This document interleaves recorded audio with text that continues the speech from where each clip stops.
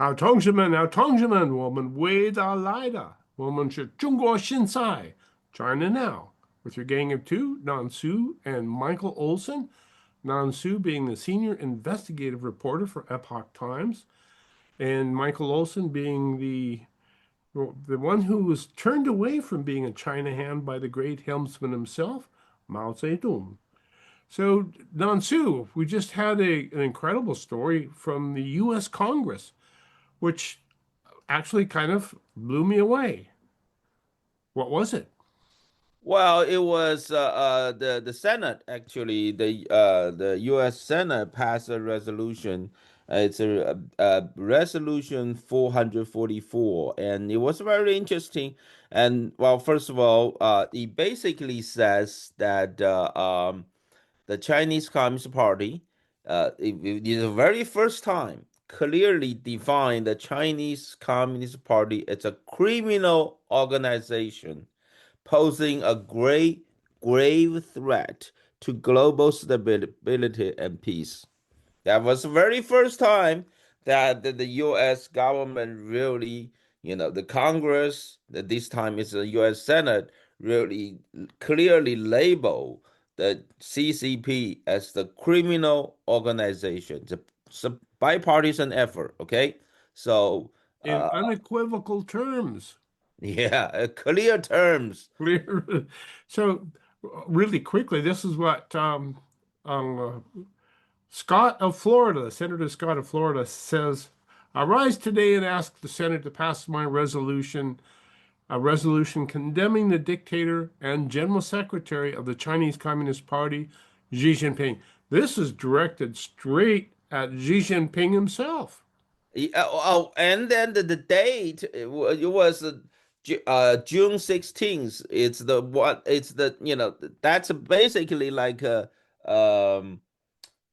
Xi Jinping's birthday is June 15th, and then they passed this resolution on June 16th. Listen to what Scott says.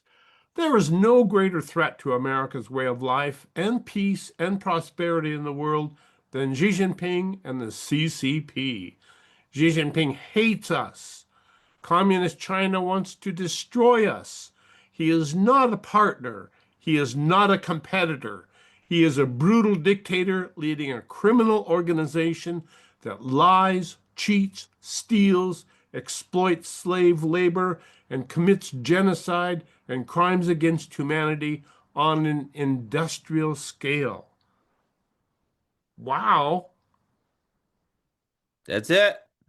Clear. I think that I think Unequivocal. this is the right decision that made by the U.S. Congress. I can't say how much I appreciate this effort, and I can't say I can do it. I don't think I can do anything to appreciate more, than what their effort is. They're just this is great. This is the greatest of the greatest movement in the past I would say 25 years of U.S. government and then the U.S. Legislators. This is good. That makes everything crystal clear. For the Uh, first time.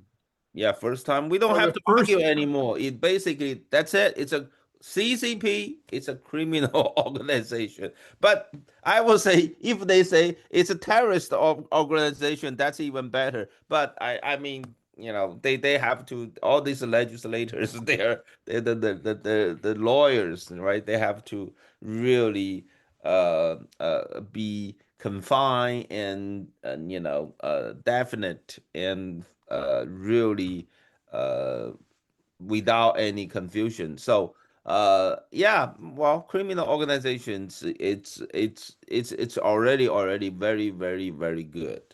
Senator Scott goes on to say in his resolution, don't take my, whoops, don't take my word for it. Ah, there you go. Let's look at what he has done. He and his Communist Party lied about the origins of COVID, and they keep lying about it. They use the World Health Organization to spread lies while over 1 million Americans died.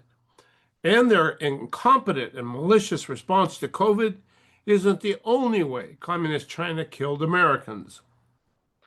Their unwillingness for years to completely curb the export of fentanyl precursors is directly responsible for the deaths of tens of thousands of our fellow citizens.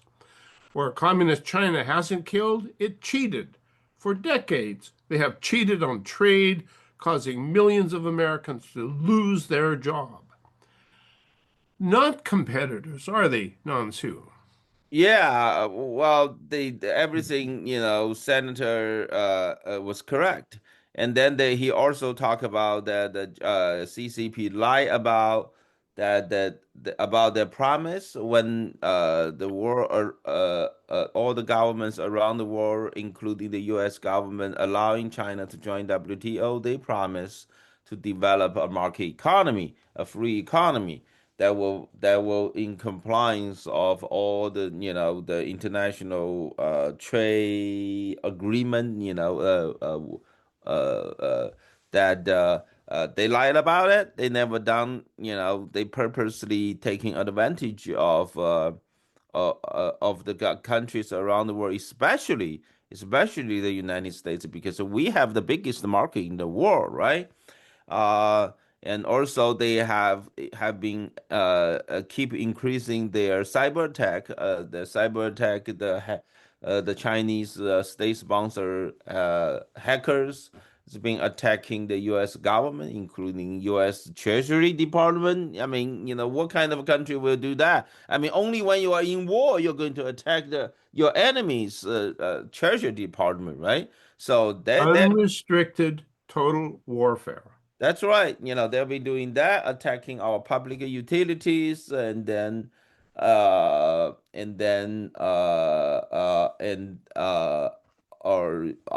government organization and military organization. 2023 there was a report. The Chinese state sponsor hackers totally compromised the communication system of Guam. I mean, Guam is basically it's a military island, right? Um, by the way, I saw a report from Taiwan. Basically, the Taiwanese government says that the average 2.6 million times of attack each day throughout Cyber 2025. attacks, right? Yeah, cyber attack, more than 26 million a day during the year of 2025. Wow. So this is a lot, So everything they're doing over there, it's they're doing here. That's what they're doing here in the United States too. And And Trump or Scott goes on to say they don't treat other countries any better.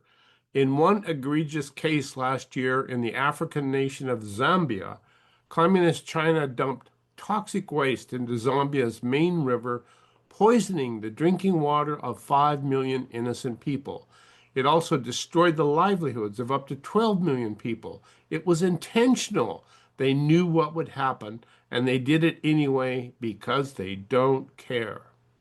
right, and also, they committed the genocide against the Tibetans and Uyghurs in China, and then they also continuously conducting the political persecution against religious group like Tibetans, Uyghurs, and Falun Gong.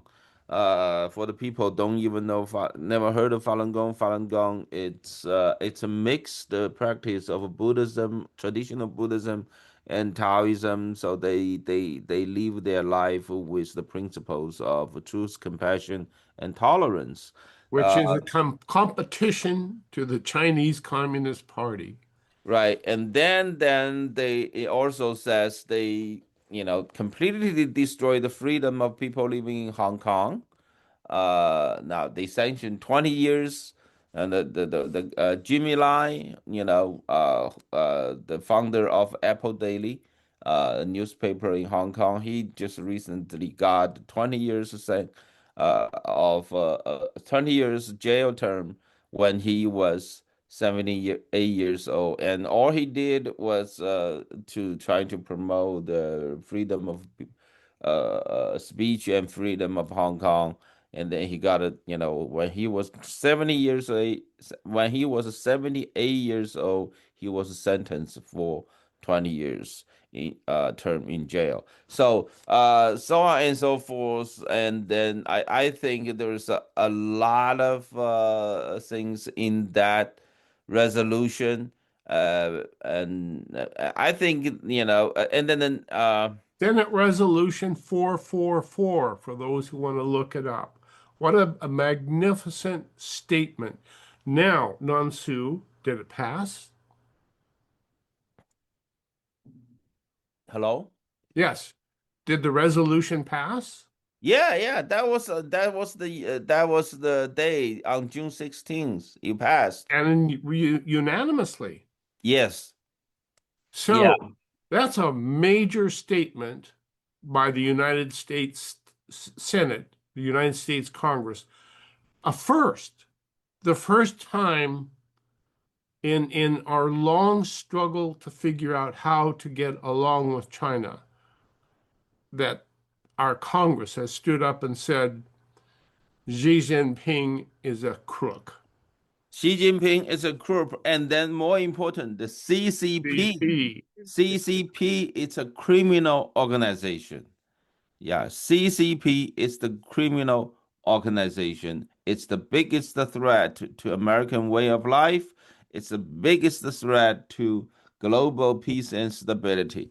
Now, Yeah, this is really important to remember because some of us think that if we get rid of Xi Jinping and we get a Deng Xiaoping kind of character back in, then all will be well. But not so, because it yeah. is the character of the Chinese Communist Party. That's right.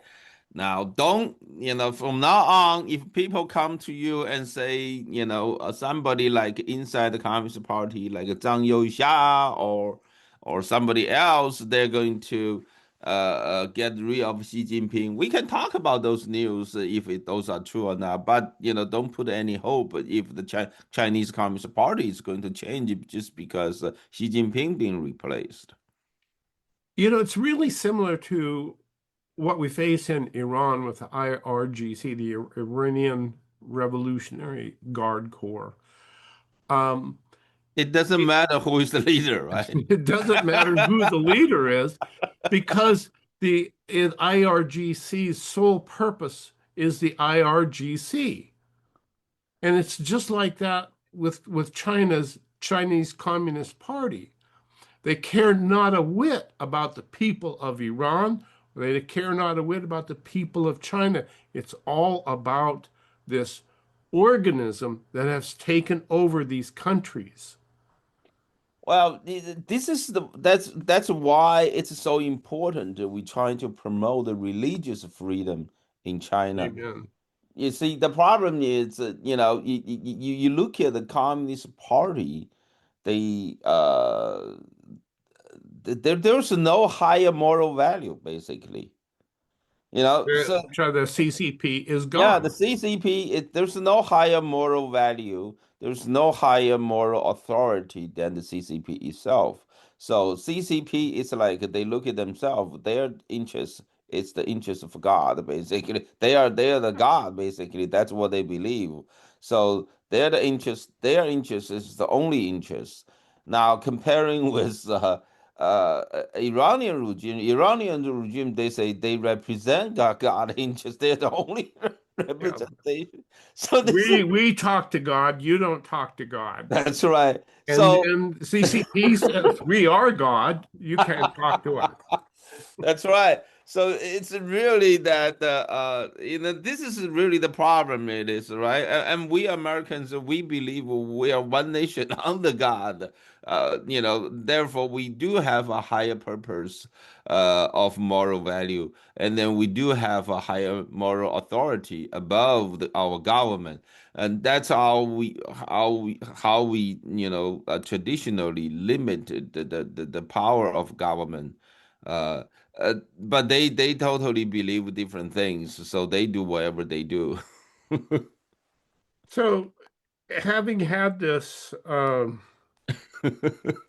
It's, having had this 75 or so year love affair with China, in which we thought through our panda love that if we build this nation up into a healthy, prosperous nation, then we will have a world in which we can share equally, and it ain't gonna work.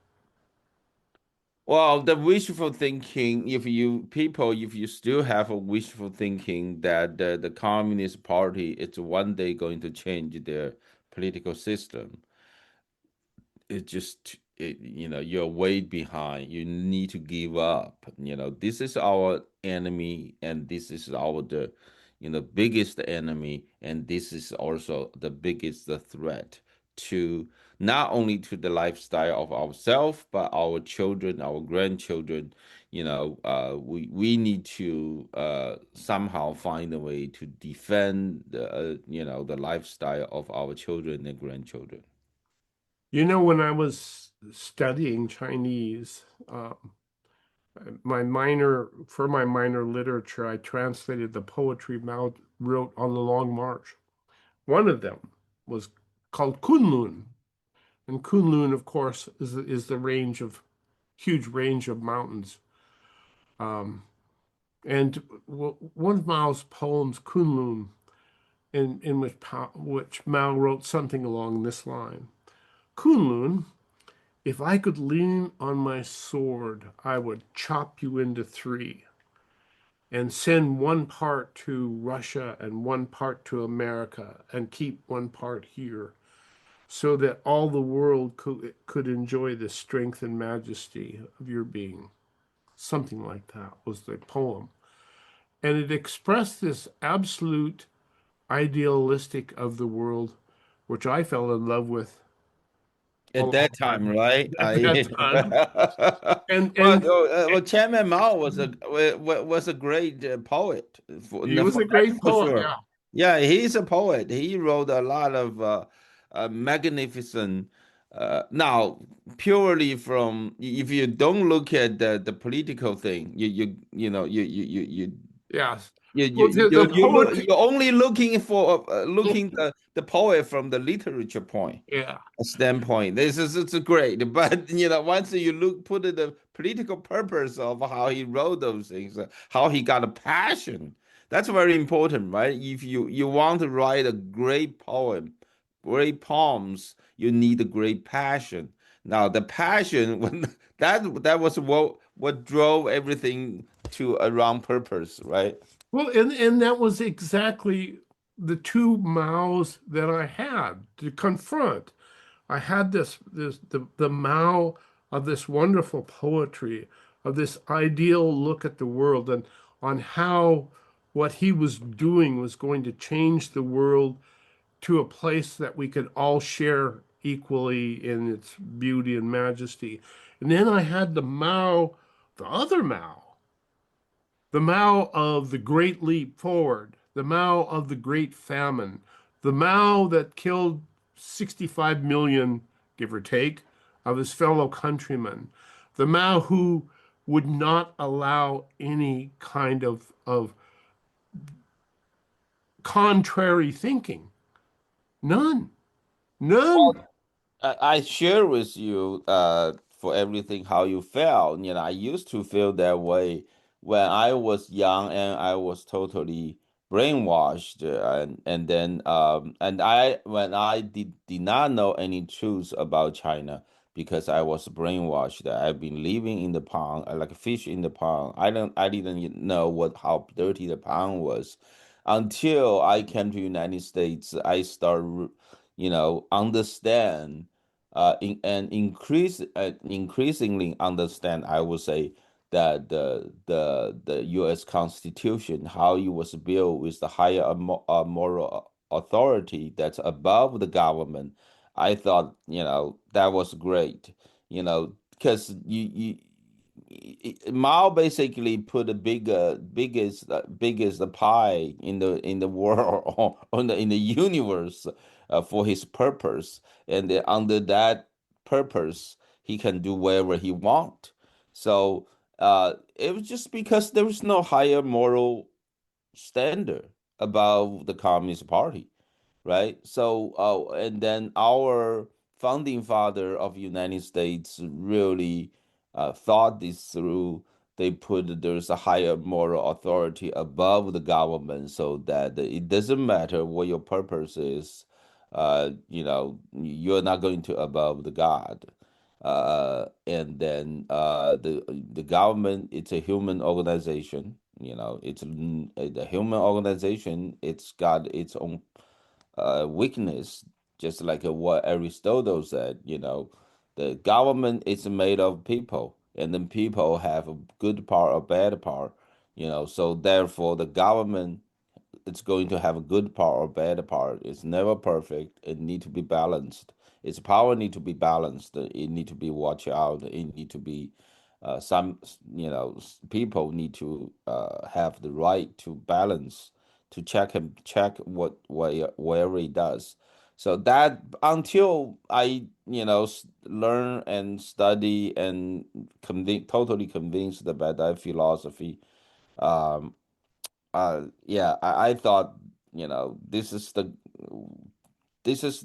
the greatest thing that ever happened to the human society, and also that's why Having a greater power than the people in charge of the government.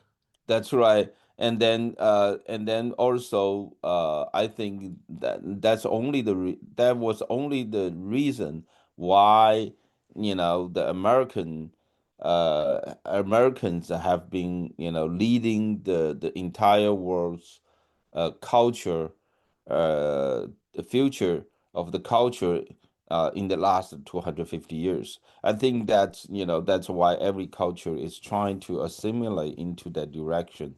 I think that's a great.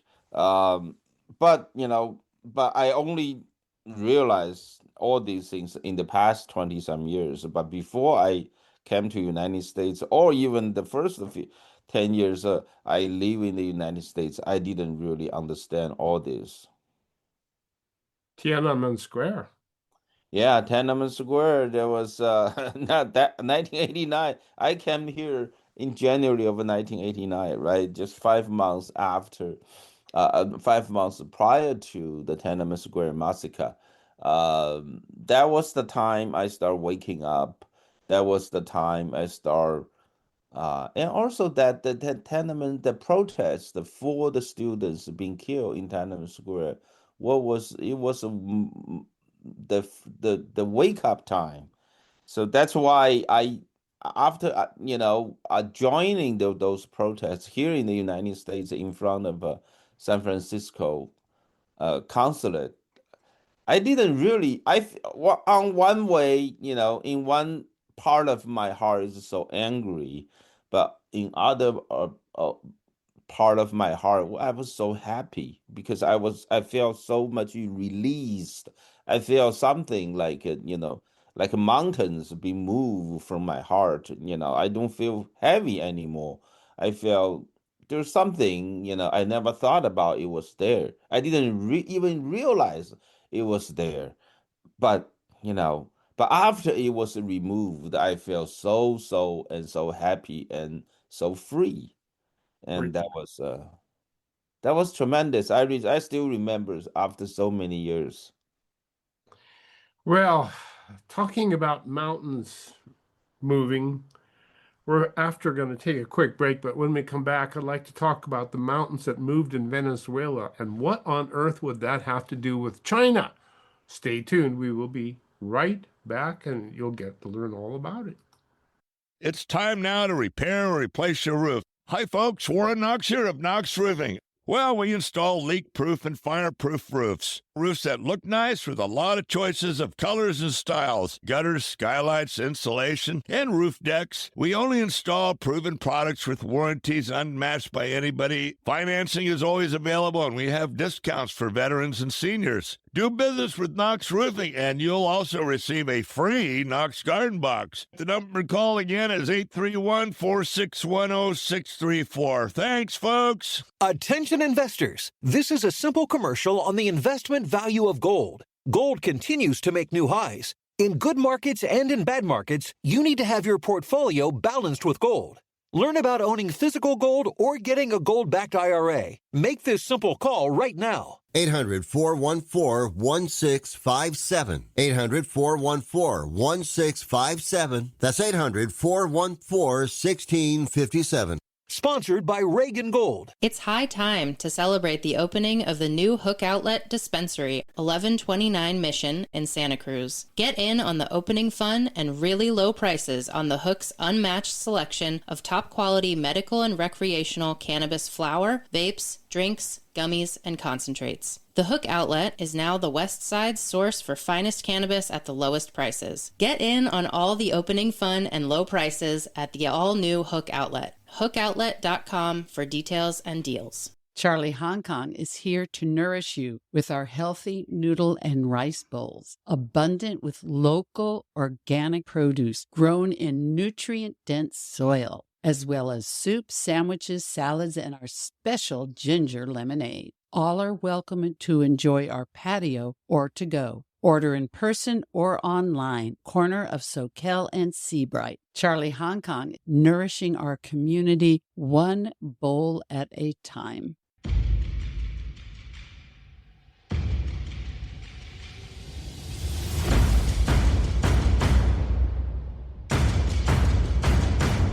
Two earthquakes, one a 7.2 and one a 7.5. Oh my goodness. Nansu, were you here for our big earthquake? Yeah, 1979 Loma Prieta. I was here. Yes. Quite a shake, right? Yeah, yeah. That's what was 1989. Yes, it was 1989 Loma Prieta earthquake. I was in San Jose State. That was Tiananmen Square year, right? Yeah, that was a Tiananmen Square year. Yes, but that later it was what? I forgot. It was October or November. Yeah. October maybe. Yeah, October, yeah. it's October. Earthquake weather. Yeah, I Wow. was there. I just standing right in front of it. Was a 6 stories garage over there, and then I saw it's so strong. You look at the building was so strong in the normal days, and then it just shake like Relief, yeah. I don't know. I don't. It just shake. It's dancing. It's literally dancing and making all these sounds. It's so scareful.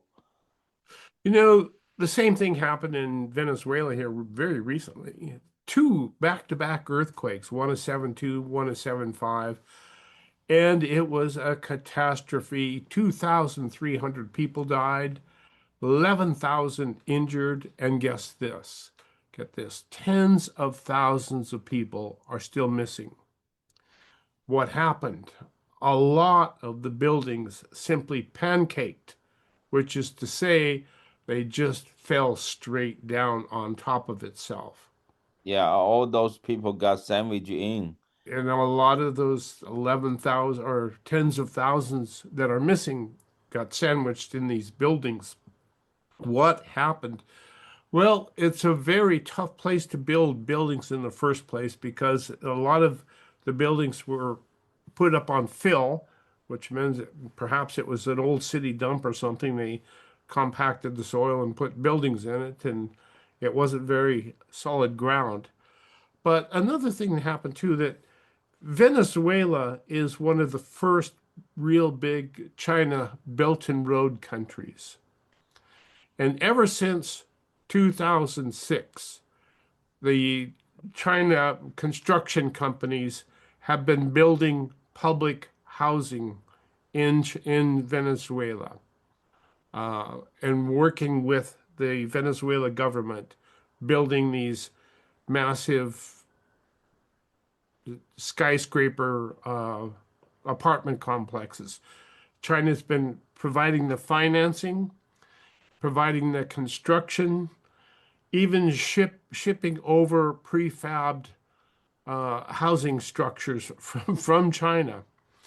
Now, one of the videos I've seen, and I've watched a few of them on Venezuela, my heart goes out to those people, having lived through one of those earthquakes, and remember it very crisply, as does Nansu here. But what struck me is that the people going through the devastation were showing what these buildings were made out of. And what I saw was that it was tofu dreg in its It is purest true. sense. It is totally true. I mean, if And you trust those companies, now China has great technologies. I mean, as far you were part of that. You're a construction engineer, a civil engineer, correct? yeah, I'm That's civil where you and got your training. yeah, civil and structural. Now, China doesn't have problem with those the technology part, but however, it's the construction quality, right? They always, cutting the corners here and there, make money, and then especially those Belt and Roads project in the developing countries. Now we knew that all these developing countries, their government leaders is being bribed by all these Chinese business. Now, how did you think where those money from? It's from the money they're going to make from these governments, right? So they got all this contract. Same thing in China. They all these construction companies, they're totally corrupted. They kind of like getting the government contract, and then they cut corners, and then so that all this the money they save from cutting the corners, it will be used to for bribe, for for themselves making the money. It's just the same. It's the same thing. See, structural safety. It's something. It's just the money. You're just talking the ultimate. It's just how much money you can spend. You can always. And how that became manifest in Venezuela is that the people digging in the rubble took out chunks of concrete and that were the walls of these buildings. And what they discovered was that the wall was the core of the wall was made out of plastic, styrofoam, the stuff you make ghost turd packaging out of.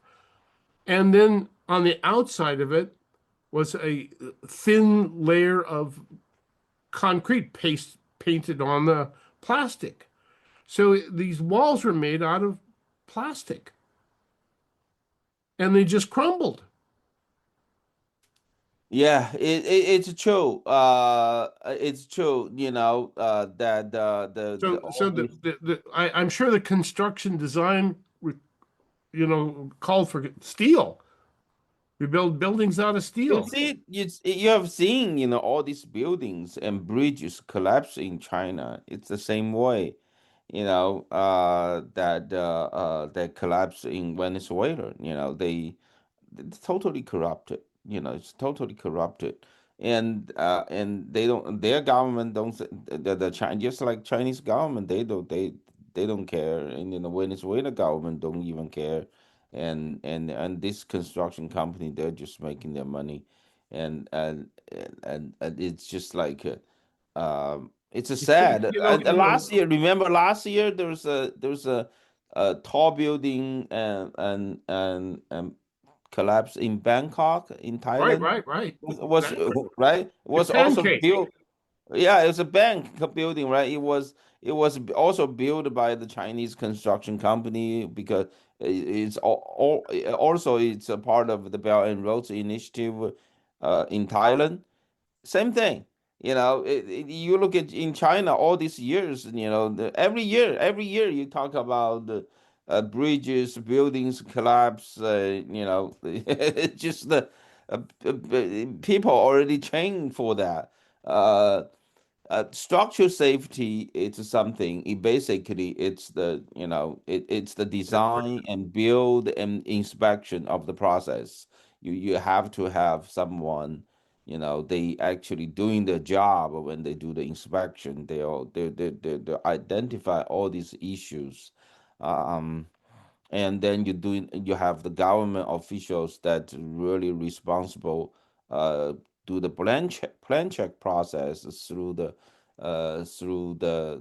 planning process, and then you make sure that the building are built really design first of all, design based on the building code. And that it's construction technology. It's like a 1,000 years old technology. They're 100% mature. As long as you Follow follow the the the guide. Yeah. the code, yeah, and you follow the code, building code, right? So all this building code right now it's international, right? So you kind of design it based on it. It's not going to, it's going to damage, right?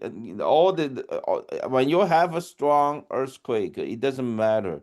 There was no building code really prevent the damage of the building. They are only there. The building code, it's designed here. For example, American building code, they are designing. I believe like you have 5% chance to exceed the strongest earthquake in the 50 years. So you just still have the chance that you have the earthquake, which is stronger than what your building design strength is. But the philosophy is to prevent the building from collapse. So as long as the building could be damaged, as long as people have enough time to get out. This is the same philosophy behind the fire life safety. As long as people got enough time to get out, So, you know, so that's the it. so the objective then is to hold the building together until people can get out and Yeah, until the right people, away. yeah, And yeah. when Later, all of these you can buildings collapse later, pancaked, right? They there's don't no collapse time. immediately, right? No, they So just once building pancake. Poof. Right. Once people get out, either it collapse later or maybe you have to remove it because it's not usable anymore. It doesn't matter. But once, so the design philosophy is so for the earthquake safety is to prevent the building from collapsing during the earthquake. So once people get out, it doesn't, who cares, right? The building itself become, building is considered a hazard. All the assembly space is considered a hazard to the building code for the design purpose. It's a Perfect. hazard. You don't have the building, you don't have the hazard. Once you have the building, you have the hazard, and you have to protect the people from the hazard. That's what the design philosophy is. So, And it works as long as the people have a moral compass. they really do what. And when you don't have a God or a moral compass to lead you through life, then you can cheat all you want. Yeah, well, it's not the cheating. It's not only the The, the, cheating the of cheating is not in the design. the It's cheating. Well, it may be in the design. We don't know, right? It may be in the design, maybe in the construction. But one thing you can always assure, for sure, uh, the government. I mean, the Venezuela government is a part of it because there's no way, they're going to issue the permit if design has a deficiency, or if there's no way that the government can prove the inspection in the construction process. Basically, uh, the Venezuela government is always a part of it. When yeah, you have this kind of a major collapse, if it was not like it, now I'm not talking about the 911. The 911 they actually found uh, uh, something that in the building code, I mean American building code, they found there was something that was the what they kind of like a loophole in the building code. That's different. It's not quality of construction. It was not a problem of the building code. Is of not the intention of the. It's not the corruption of the people who wrote building code. But there was some loophole in the building code. Now, but this is different. Earthquake. It's not something that they have so many buildings, not single type of building. There are so many different type. 9/11, the Twin Tower, they're the single kind of building that have a single point that have the single kind of the loophole. But when you talk about a huge variety of the building all collapse because of the earthquake, then yeah, it really, it's not a loophole in the building code.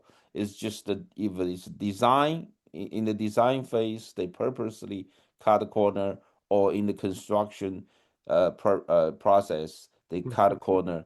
But both, not supposed to happen, under the government watch, because you have an inspection process. You have So a then it had to be collusion between the Chinese construction companies that were making these buildings and the government of Venezuela. Venezuela. If you turn your back, I'll turn my back, and we'll both get rich doing it.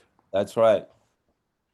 And so, wow, um, Venezuela is I mean, it is a disaster area now. Uh, Tens of thousands of people are missing. Now, is this uh, corruption endemic throughout the Belt and Road of Yeah, it's everywhere. It's being reported everywhere, right? And then you also have, last year there was a big fire in Hong Kong. Remember, yeah, it was, they found that we have a analysis. Basically, it shouldn't happen, because the fire life safety code shouldn't allow that kind of thing happen. Because the reason that people cannot get out is just that you have a high-rise building, there's stairway. When you talk about high-rise building, you talk about the stairway. It's there. When you are in the stairway, you're basically outside. That's base, but there's time. Usually, you have 2 hour protection or 4 hour protection, wherever the number of protection you have. Once you get out of your apartment into the stairway, you are protected from the smoke and the fire for in the at least, stairway. yeah, in the stairway. That's How what it is. So, and then you have a smoke curtain, or you have alarm or everything. Alarm triggered, automatically closed of the stairway, which protect you from the fire and the smoke. Here, same thing, here in the now anything here in the United States, anything higher than 4 story, it's a high-rise building. So right? now that's how the high-rise building definition is. So you have that, you once you go into the building that's higher than 4 story in high, you see all this protection triggered. You have the panic hardware on the doors, and then you have smoke detectors, the fire detectors, over there, and then the doors are like either 2 hour rated or 4 hour rated, and then all these things, uh, and then the wall around this whole stairway, they are either 2 hour or 4 hour rated. Once you're into the stairway, you are in the smoke and fire free environment. Which have to be continuously all the way to outside. So at least in that 2 hour of time, after the fire or smoke detector is triggered, then you have that 2 hour or 4 hour That's the of time. code. Yeah, that's the code basically. so to get out. Now we didn't see any of those things in the what was that the high rise building fire last year in Hong Oh, Kong. yeah. Yeah, so this all these things you see what happened. Either they don't have or they didn't maintain it. Do you remember during the height of COVID when Xi Jinping had everybody locked down? There was a fire in a high rise. Xinjiang, yeah, Yes, Xinjiang. Yeah, that was what the triggered the white, protest, yeah. right? Which actually effectively ended the zero COVID policy. That was in, I believe that's probably in November of Yeah, 2022. something like that. But that Yeah, fire led to the white paper movement and right, right. yeah, Yeah, because they actually welded the door, you shut. know, shut the door, and then they weld the door basically. So, they weld the door of the stairway so people couldn't get out. I recently saw a piece discussing why China builds these giant towers. And the obvious reason to me was that, well, that's how you get more people in a smaller space. But the piece made the suggestion that China doesn't need to house all of its people in these skyscraper apartment complexes, but chooses to do so because people in a tower are easier to control than people living out in their own home someplace. And similarly, I think the CCP has traditionally been very frightened of farmers living on their own farmland because how do you control them when they take care of themselves? Well, it's now farmland is a little different, right? So Xi Jinping is in this process, in all these years, in the last 10 years, he's in the process of trying to uh, do agricultural reform that Industrialize agriculture. yeah, industrialized agriculture. You make all these farmers become workers, Yes. working for government. So therefore, you can control everything of their life, right? Because when if farmers, the biggest bargaining chip they have is like that 2 acre land. They Yeah. have. Like they can cultivate it. They live. They They can live on it Yeah, they can live on it, and then they can and have have for children. 40 centuries. Yeah, they have their children, grandchildren all live on the same piece of land. So that's the biggest is the bargaining chip they have against the Chinese government now. But Xi Jinping trying to industrialize them, become an industry because now that you're working for the the company provides seeds, or you work for the company provide the equipment, or you work for the company that provide fertilizers, and you work for the government of Which is pretty much is what happened to American agriculture too. right, right. But then it's much easier for the government to control them because now that you don't rely on a piece of land, but you rely on the salaries from your company, and the company is controlled by the state, and then your children depending on that too, and then you have your apartment, your medical insurance, your retirement, everything. You all becomes you can't live your life, live your own life without the support from the government. So that's what he's trying to lead that Wasn't that what Mao did during the Great n- Leap Forward? a great leap forward is different. Great leap forward, it's that he want to industrialize the country, Hmm. that he want to be industrialized country. See, this is the biggest mistake we made, we Americans we made. You know, Um, Before World War II, there was the entire world only have 25 countries become fully industrialized. And then that's basically the Western European countries plus Japan, Canada, United States, Australia, New Zealand, uh, and Russia and Czech Republic. So there's total 25 countries. It's very hard now, after World War II, from 1945 to the end of 2000, the whole 55 years in the whole world, there's only four countries became industrialized. That's Singapore, Taiwan, South Korea. There's one more, I forgot, which was Israel. So basically it tells you it's very, very, very hard for a country to become fully industrialized. And we Americans, we were born, we grew up in a country that's industrialized. That we took it for granted. We didn't know how important Yeah. it is, and now that's And why we still don't realize. we still don't realize. And the biggest mistake is Chairman Mao failed at the great leap forward to make China industrialized, but we American, we did it. We In the did it past for 25 years, we make China industrialized. And that's not even the worst. The worst part is we, at the same time, we de-industrialized ourselves.